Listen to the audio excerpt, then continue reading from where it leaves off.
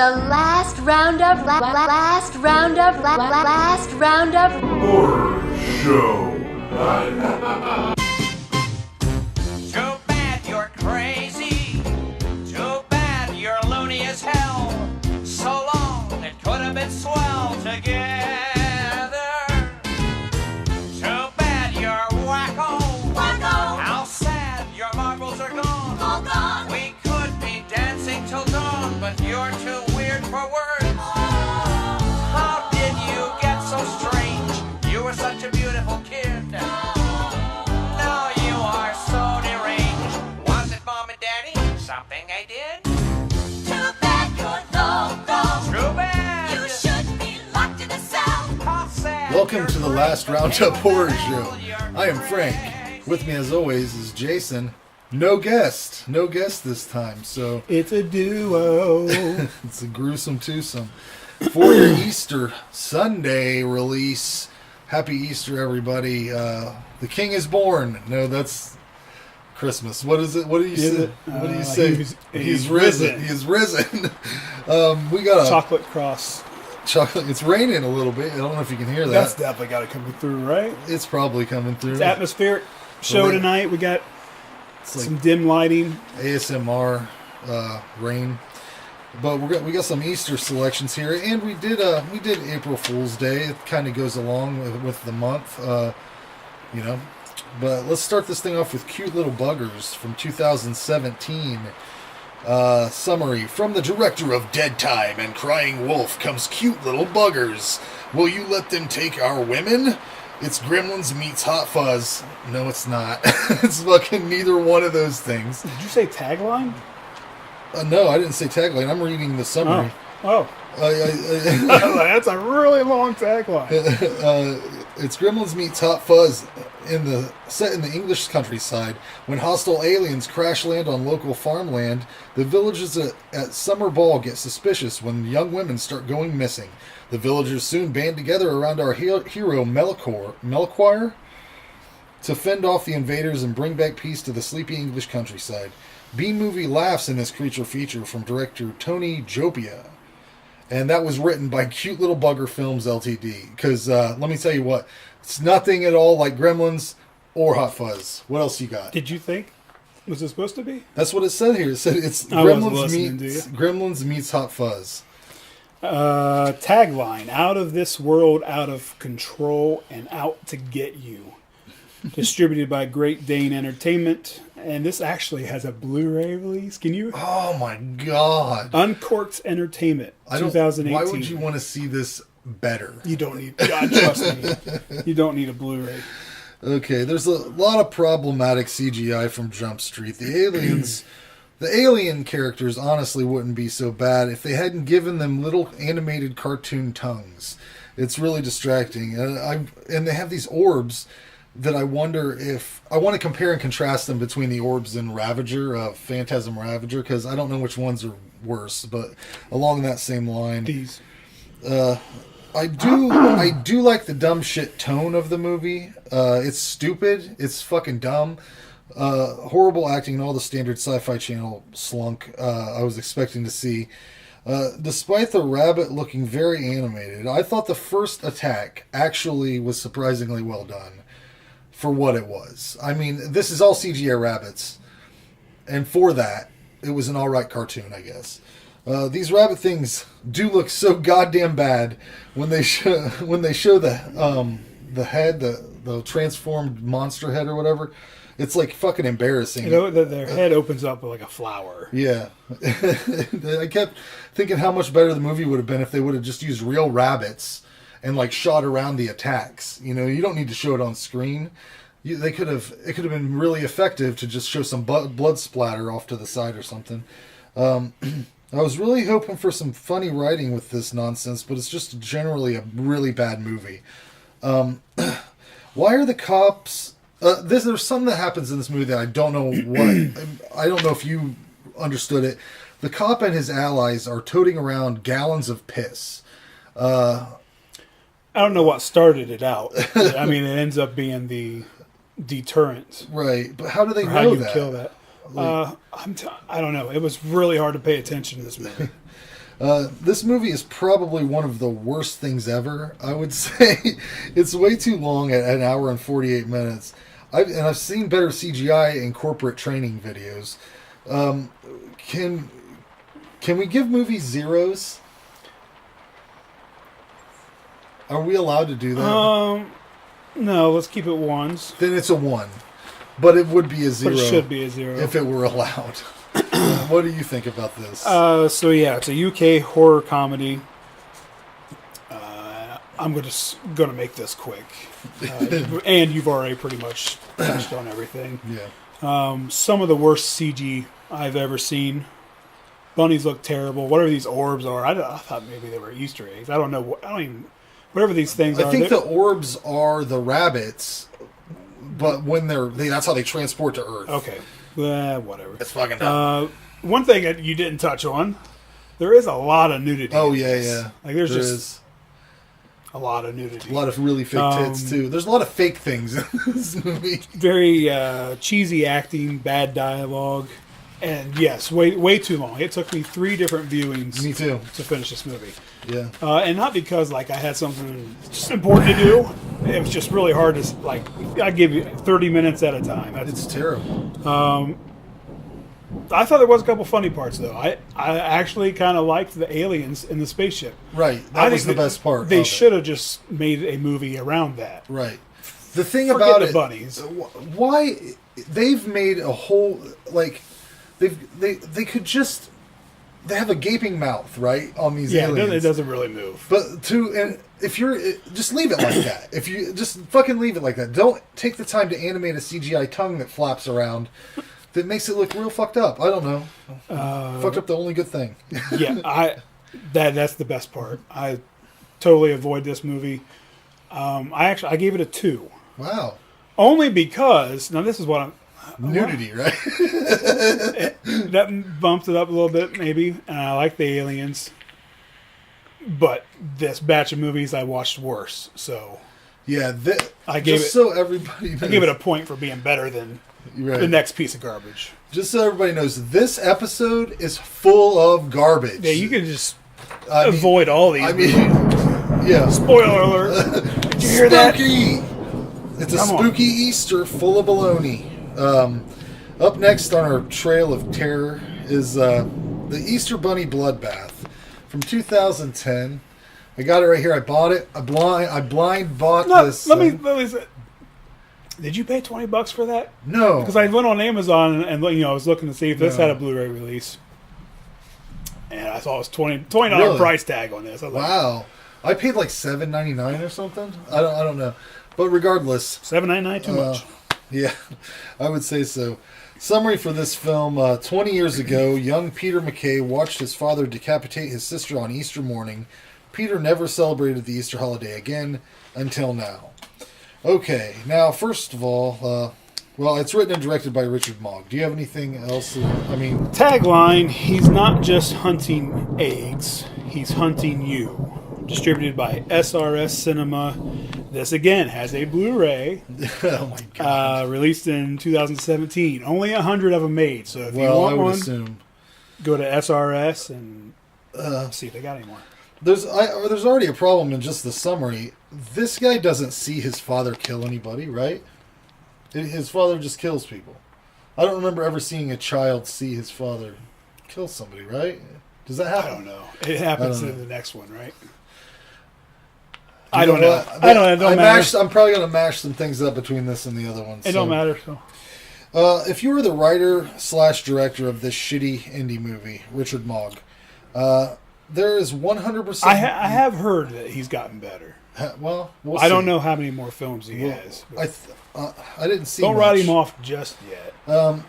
There's 100% no reason why you need to intro this junk ass movie. He introduces it like he's fucking Lloyd Kaufman, and he's not even Lloyd Kaufman. Lloyd Kaufman is really being kind of brazen to introduce every trauma movie, but he's also Lloyd Kaufman, so he gets the pass. Sir, are not. My first problem occurs instantly when they flash back to 1967.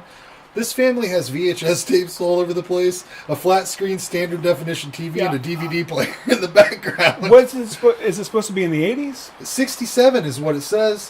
What it says it comes across the screen. Because they got 80s retro writing. right. It's supposed to be set in the 80s.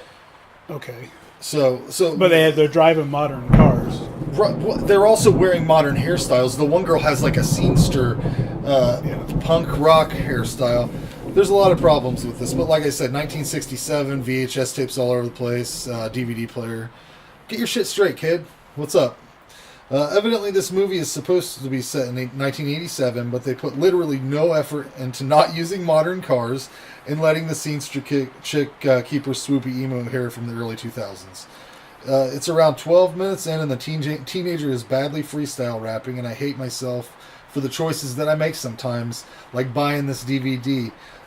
Let's do an Easter special, I said. The Easter is now dead to me after this. Hey, try to pick some Easter movies, he says. No? I'll pick April Fools. There are a ton of Easter movies. There's like these Bunny Man films. I've seen, I almost come picked across a couple more. No, I think Night of the Lepus would have been a better go for Easter. After the rap prodigy is finished with his freestyling session, he tells a scary Easter story that is accompanied by some of the worst illustrations Microsoft Paint has ever composed. If you aren't even going to try a little bit, and I've got these, if you're watching the video, I'm going to pop some of these up. I took some screenshots. If you are not going to try the least bit, It's bad. I mean, if you're watching the video, you'll see it. There's a difference between trash cinema and just trash. This movie made Camp Death 3 in 2D, which you didn't watch, seem like a masterpiece. I mean, overall, the movies I picked for this Easter special make The Oregonian look like it would have won an award. It's not a lie. They really hung a hat on the lesbian shower scene. But no nudity. Nothing like a PG... And they're making out. Nothing like a PG lesbian love scene with two handsome women. Because they're not even like... They're not like babes or whatever.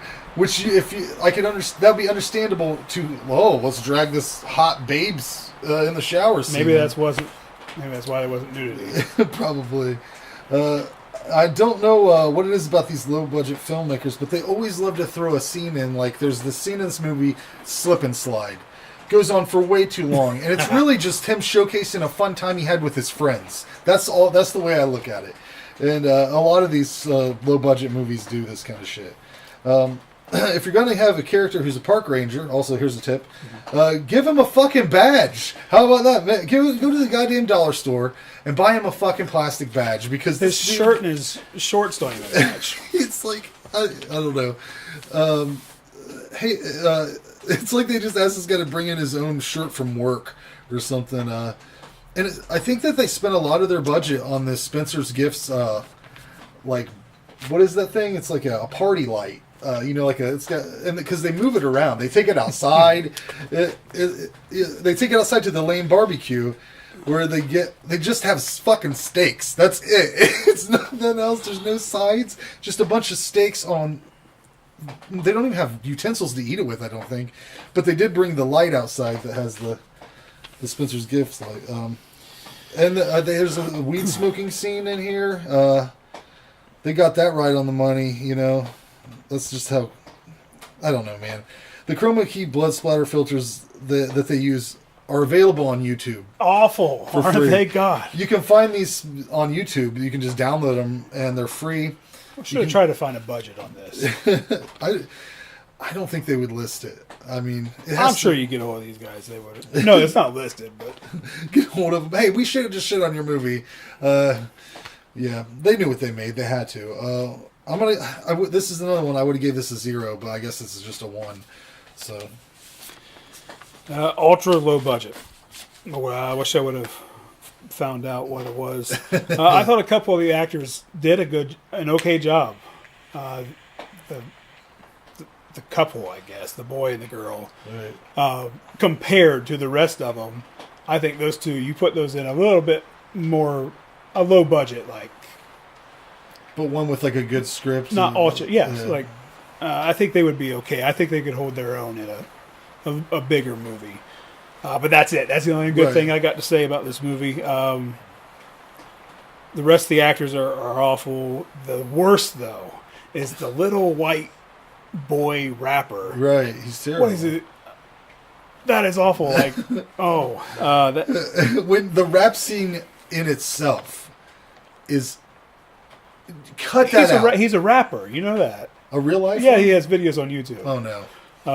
And I guess he's older than he looks too, because this kid looks like he's 12 years old, right? And is like trying to get with a 18, 20-year-old girl in the movie. Yeah, he's with the swoopy haired scenester girl, right? Yeah, and that would not happen. She's not a big girl, but she's much bigger than him. Oh yeah, her frame.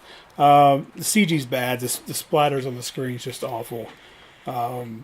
There's, I guess, a couple cool kills in it.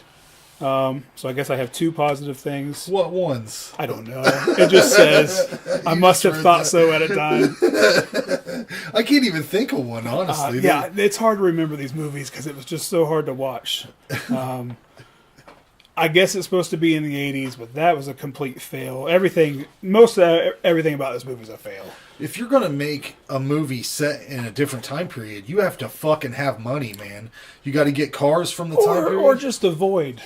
Yeah, that's a good point, too. New cars. I don't know. Find someone. One of your buddies has to have an old like a Pacer. Escort or something.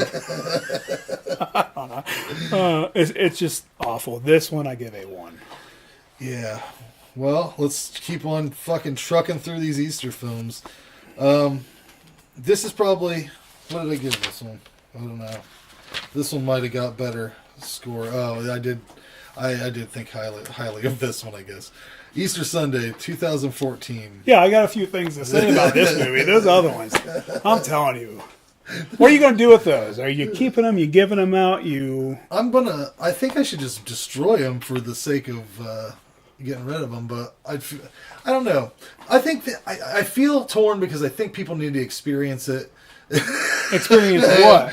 The terribleness of it. Here's my advice. We'll talk about this later. Okay, we'll figure it out. Hey! Easter Sunday. It's been 24 years since the serial killer Douglas Fisher was executed on Easter night. This year, a group of partying teenagers not only raised some hell, but literally raised the dead. Written and directed by Jeremy Todd Moorhead. Okay, do you have anything else on this? Tagline. This Easter, everybody gets eggs secuted. Wow. Distributed by Camp Motion Pictures. Out on DVD through them 2014. Well, 10 minutes in, and I think I kind of wrote my thoughts as I watched this, so we'll see what I said here. 10 minutes in, and I hate this fucking movie so much. The killer is ill-conceived. The effects and acting are insanely bad. The best actor in this movie is, of course, Robert Zadar, who you'll remember from Maniac Cop, Samurai Cop, Tango and Cash, which he probably plays a cop. He plays a cop in this. One of the most weird-looking people. Yeah, he had a cherubism, which meant his face just kept growing. No matter what. He looks... This is towards the end of his life, so he looks insane. This is his last movie, right? One of his last. Oh. There's like 2 or 3 others. Some were released after he was dead already, so... the sound mix is atrocious. Anytime there's music and dialogue happening at the same time, it's a fucking mess. All the characters are annoying as piss, especially the dude playing the writer and director, who is the writer and director, I believe. He's fucking terribly annoying. I've never hated so many technical aspects in a film, but I'd wager almost anybody could make a better movie than this. It seems like they did a lot of ADR, which would be fine, but you have to have a clean audio track of the dialogue. Why don't you mix it? If you have a clear audio track, why don't you mix it louder than the music? There's so many times where it's fucking confusing as shit. Stop forcing us to listening to this shitty ass local music or wherever the hell you pulled this from. Don't. And the filters, there's filters all over this that drive me nuts. Trying to make it look 80s and shit. Like the film effect or whatever. Shit. like the I lost it. cigarette burns and whatever. Grindhouse. Yeah, that's what they're trying. They're trying to make it look like Grindhouse looks. The poor woman who's talked into being naked in this movie, man. She's like full blown naked. Full frontal. As a male, I want to apologize for the man who talked you into this because it's forever on DVD. I bought this one too, by the way. And It's for right what? here. And for what? For What money? what money was it? Because you see her fucking. She has her vagina pierced, and you see it. That's how naked she is. But that is You an sound actual. mad. Like, are you happy or are you mad? Are you, I'm not. I'm happy that she's naked because who bitching wouldn't about, be? I had But- to look at this woman. But I'm sad I for saw her. her vagina. I'm sad for her because it's in this movie. I would almost rather her just get naked and walk No, down I the street. understand. It would have more respect I understand. for it. But that is a pretty cool scene, though, because she dies and they split her in half, and the CGI doesn't look that bad there. It's probably the best kill in the movie. Such a terrible, terrible time-wasting bullshit lives on this DVD. When the dude goes all through that weird shit licking in the burger, like, you remember that? They're sitting around the table and this dude's like opens this McDonald's burger and starts acting all fucking weird and licking it and shit. I almost said review over and dropped another 0 on this one, but I figured I got us into this. And I have to sit through this nightmare. I wrote down, I still have 40 minutes left, and I deserve every fucking second of it. I've betrayed the guys on the show and forced them into this very same nightmare. I gave this movie 1 point. I don't know if I should up it now, because now all my zeros are 1s. But during the scene where Robert Zadar is fighting the bunny man killer, he trips. And you see the sweetest pair of fucking Velcro shoes that you've ever seen. The dude's a detective, right? Buy the man some detective shoes. Because if you show me a detective wearing Velcro shoes, I show you a shitty detective immediately. Did they ask him, hey, Robert, can you just bring your own shoes from home? Because I assume he wore those. Those are probably his. They didn't have no shoes. Anyways, R.I.P. to Robert Zadar. It is sad he passed away, and man, he looked rough at the end. I wrote down, I'm sitting at about 22 minutes on the clock, and I cannot wait for this pile of shit to be over with. Nothing fun, funny, or even mildly amusing has been happening. But these motherfuckers think they are doing some goddamn hilarious shit, like all the time. All the comedy pieces that they try to do. It tries to be a comedy. Very, very stupid. I would pick this movie apart like I normally do and point out that at the end that only one of the characters has a weapon when they go to face off against the bunny man killer. But I mean, none of that shit makes sense, and I was just waiting on it to end. What a trash heap of a movie. I gave it a 1 out of 10 for Zadar's detective shoes. Don't watch this ever. Would you suggest someone watch it? I don't know if it's maybe because I watched those The other other ones? two first and then got to this one. I don't know. I feel a little bit different about it. Again, ultra low budget, and it's from the same company, Camp Motion Pictures. They did WNUF Halloween Special. That's a movie I liked, so I guess maybe I went in just giving it a little bit of credit for that. I don't know. In fact, I think I even saw the house from WNUF in this. I don't know. I need to go back and watch that one now. The story, I think, was actually okay. It wasn't executed well, but I think you could have made a decent horror movie with this story. Yeah. Just didn't have the budget. It didn't have everything. So I think the story was okay. They're trying to be like a throwback slasher, which is starting to get played out a little bit. But I thought there was some watchable stuff in it. I think they should have tried to make a serious movie. I like the music, even though, like you said, the levels was crazy in it. Had some okay practical effects in parts. And in other parts, it was god awful, and there's bad CG in this. The killer's voice, the Easter Bunny's voice. Oh my god! The first couple lines, you're like, okay, that's enough of that, and he does it through the entire movie. Like, Yeah. I'm not even going to try to make that sound. It's like a. But way high and scream. It's not. Bad acting, bad characters, and I don't even understand Ari Lehman's character. I don't even know what. They must have just stuck him in there. He's always just inserted. Yeah, What he does he's pointless. His roles are pointless. They're saying that he somehow had something to do with reviving this bunny man, but he was just in a different house. He was in a different house completely. I don't know. I don't know. It has scenes where it jumps from night to day Right. 2 or 3 times just in one scene. We got the full frontal. I thought Frank was going to be appreciative of that. He went on a tantrum. It does. Do you know who Sean C. Phillips is? No. Okay, he's a YouTuber. He used to be real big, like 500-600 pounds, and he's big into horror movies. He's a low budget actor movie too. Right. He's been in a few movies. Oh, they mentioned him. They mentioned Maniac Cop, Camp Crystal Lake. And then one guy's wearing a Madman shirt. Right. So you can tell that They like horror. they like horror. Yeah. They just didn't execute this well. I gave this a 3. Wow.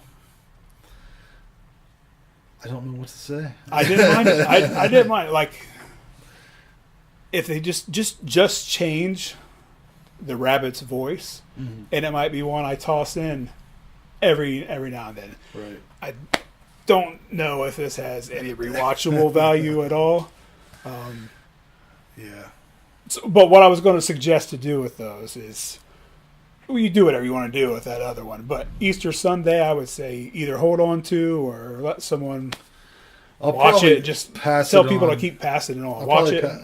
Give it to someone. I'll probably put it in a shitty prize giveaway or some shit like that. Yeah. I don't know. But here's a fun fact. I think that I fucked up a lot of video. I think I fucked up our video because I had to change my battery, and I think. Oh no, I Frank! think- What are you gonna do? Just have me on here? Well, I'll do something. I mean, who knows what it'll look like? I'll put a picture of me up or something. I don't know. Animate something. I don't fucking know. Sorry, folks. I fucked up. You can't. Here's a tip for anybody that has a camera: don't pull your battery out before you stop recording, because then that'll fuck the file, and then there you go. And I knew it right when I did it. But what can you do? You live, you learn. Let's move on to. It's all right. None of those movies really matter that much. No, it is what it is. April Fool's Day, 1986. 9 college students staying at a friend's remote island mansion begin to fall victim to an unseen murderer over the April Fool's Day weekend. Directed by Fred Walton, who did When a Stranger Calls and When a Stranger Calls Back and Dead Air. Written by Danilo Bach, who did the Beverly Hills Cop films. Do you have anything else? Tagline: Last one out's a goner. Distributed by Paramount Pictures, out on DVD in 2002. I think it's actually out of print. You can still find it fairly cheap. I think this needs a good Blu-ray release. I hope it gets one. Cast highlight: Tom Wilson, aka Biff Tannen, as Arch. Did you? I never knew. I don't think I've ever seen this, to be honest with you. This was the first time I didn't know that watching this, but yeah. There's a fairly blatant camel toe happening within the first 15 minutes of this film. That's a sign of a real 1980s gem. This guy's talking to this girl. She's 86, that's a good year. She's barely wearing a bikini, and this camel toe is featured prominently. And I can't imagine talking to a girl who's dressed like that and keeping being like, "Hey, cool, I'm just cool hanging out here." That's because you're that. It's right there.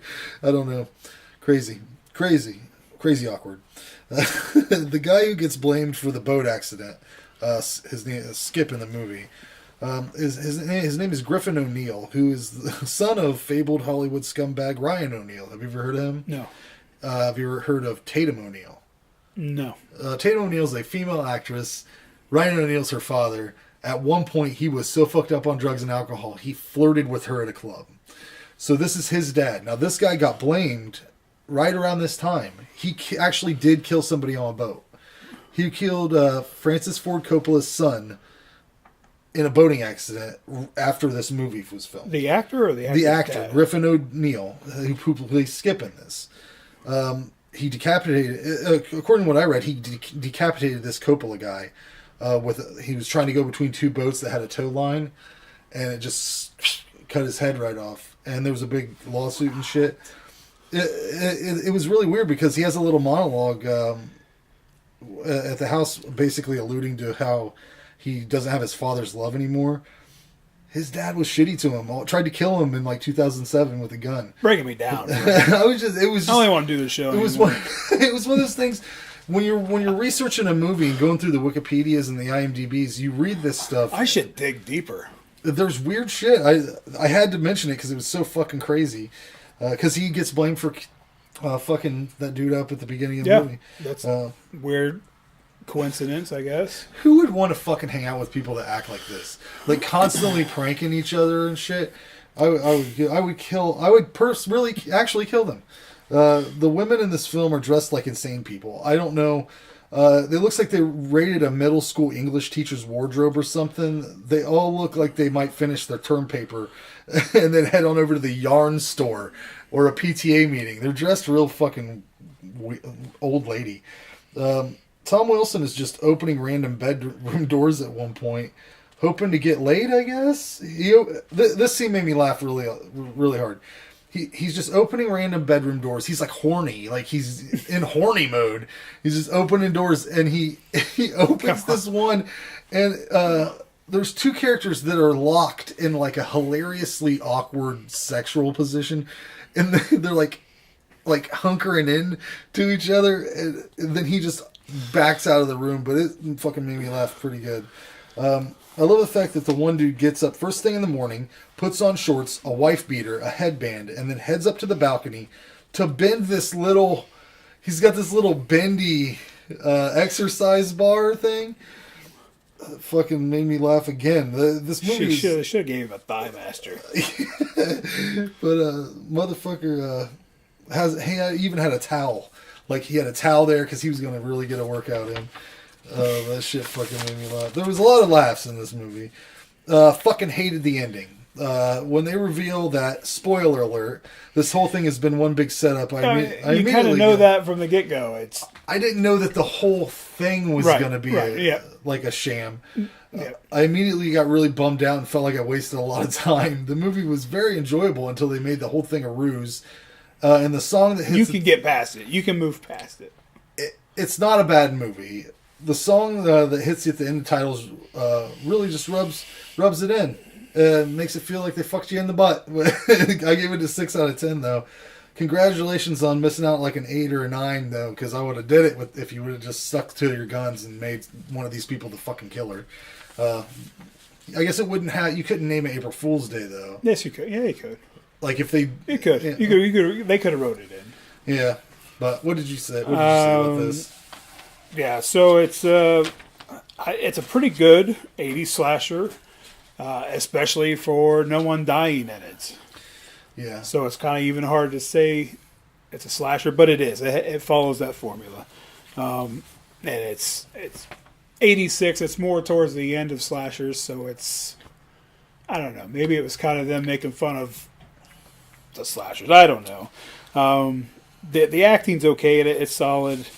It has some decent practical effects, and that's exactly what they are because nothing is real. So everything you see, like it looks okay, especially once you know it wasn't real to begin with.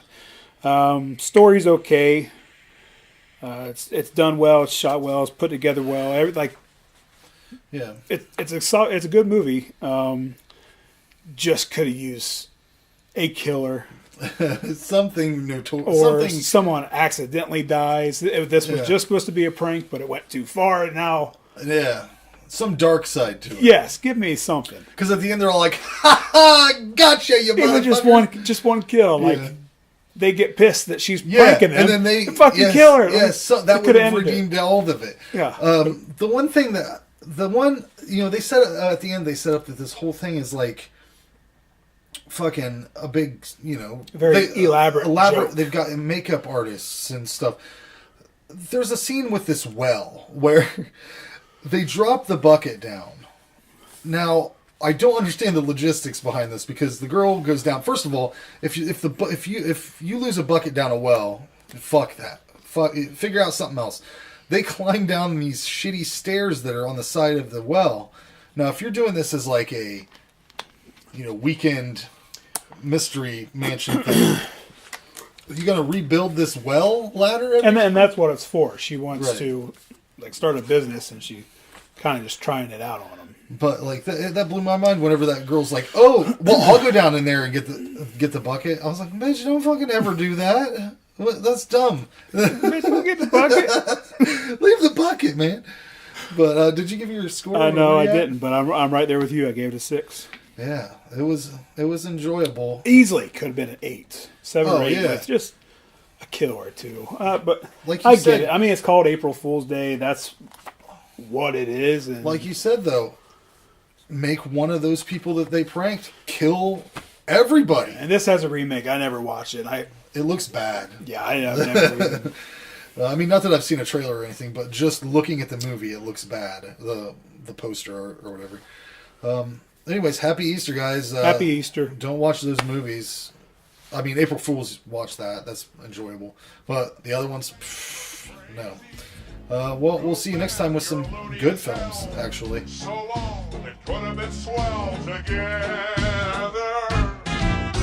Too bad you're wacko.